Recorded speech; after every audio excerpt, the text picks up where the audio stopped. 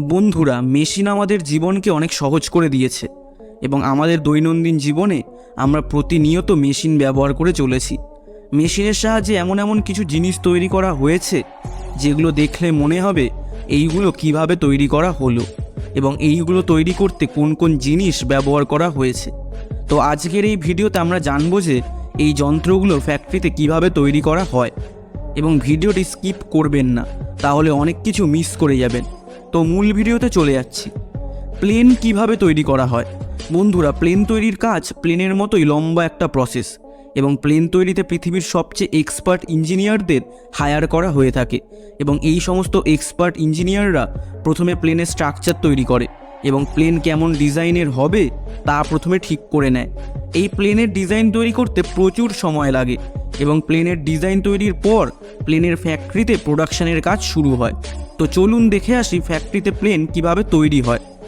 তো মজার ব্যাপারটি হচ্ছে, একটি প্লেন তৈরি করতে মোটামুটি 26 লক্ষ পার্টসের প্রয়োজন হয়। প্লেন তৈরি করার জন্য প্লেনের আলাদা আলাদা ধাঁচের 3টি ধাপ প্রথমে তৈরি করে নেওয়া হয়। সবার প্রথমে হয় প্লেনের উপরের স্ট্রাকচার। এগুলো তৈরি করা হয় কার্বন ফাইবার দিয়ে। এছাড়াও তৈরি করা হয় প্লেনের দুটো পাখা।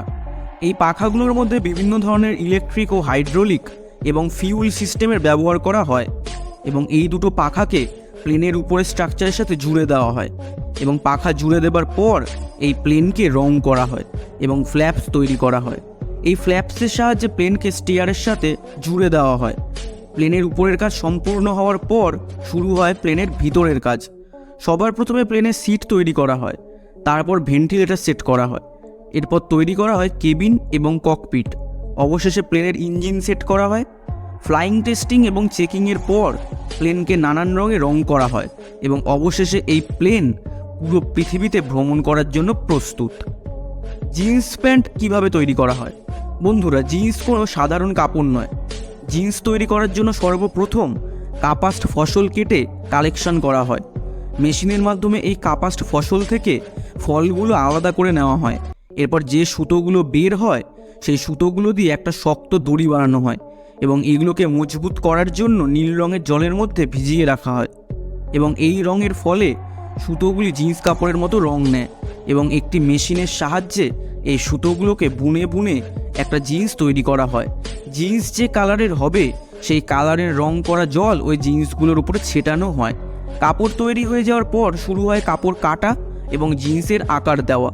জিন্সের আকার দেওয়ার পর কাপড় সেলাই এবং বিভিন্ন রকমের বাটন সেট করা হয়। অবশেষে এটি তৈরি হয়ে যাওয়ার পর এর গন্তব্যে পৌঁছে দেওয়া হয়। স্যানিটারি প্যাড কিভাবে তৈরি করা হয়। মহিলাদের অত্যন্ত প্রয়োজনীয় জিনিসগুলির মধ্যে একটি হচ্ছে স্যানিটারি প্যাড। এই স্যানিটারি প্যাড প্রথম 1991 সালে তৈরি করা হয় আর এই প্যাড তৈরি করতে প্রথমে প্রচুর পরিমাণে তুলোর প্রয়োজন হয়। এছাড়া প্রয়োজন হয় সেলুলোজ পেপারের। সর্বপ্রথমে সেলুলোজ পেপারকে প্যাডের আকারে কেটে নেওয়া হয় এবং কেটে নেওয়ার পর এর উপরে 60 গ্রাম করে তুলো দেওয়া হয়। এরপর এর উপরে একটা স্পেশাল পাউডার ছিটিয়ে দেওয়া হয় আর এই পাউডারের নাম হচ্ছে পলিমার পাউডার। পাউডারটার বিশেষত্ব হচ্ছে এটা প্রচুর পরিমাণে জল শোষণ করতে পারে এবং জল শোষণ করে সেই জলকে জেলে রূপান্তরিত করতে পারে এবং ফাইনালি এই স্যানিটারি প্যাডগুলোকে প্যাকেজিং করা হয়। লিপস্টিক কিভাবে তৈরি করা হয়। লিপস্টিক তৈরি করার জন্য 4টে জিনিসের প্রয়োজন হয়। প্রথমত লাগে তেল, মোম, পিগমেন্ট ও অ্যালকোহল। এই 4টে জিনিসকে একসাথে মেশিনে ঢালা হয়। মেশিনের সাহায্যে এগুলোকে একসাথে মিক্স করে লেয়ার তৈরি করা হয়। এরপর এই লেয়ারকে গরম তেলে ঢেলে গরম করা হয়। তেলে গরম করার কারণ যাতে এই লেয়ারগুলোর টেক্সচার আরও ভালো হয়। গরম করার পর এই লেয়ারগুলোকে লিপস্টিকের শিশিতে ভরা হয় এবং কিছুক্ষণের মধ্যেই সেগুলো শক্ত হয়ে যায় এবং এরপর লিপস্টিকের ক্যাপ তৈরি করা হয় এবং প্যাকেজিংয়ের কাজ শেষ করা হয়। ব্যাস, লিপস্টিকগুলো ব্যবহারের জন্য প্রস্তুত। বন্ধুরা, ভিডিওটা ভালো লাগলে অবশ্যই একটা লাইক দেন আর বন্ধুদের সাথে ভিডিওটা শেয়ার করুন। চ্যানেলে প্রথমবার হলে সাবস্ক্রাইব করুন ও বেল আইকনটি অল করে দিন এই রকম ভিডিও সবার আগে পাবার জন্য। ধন্যবাদ, দেখা হচ্ছে পরের ভিডিওতে।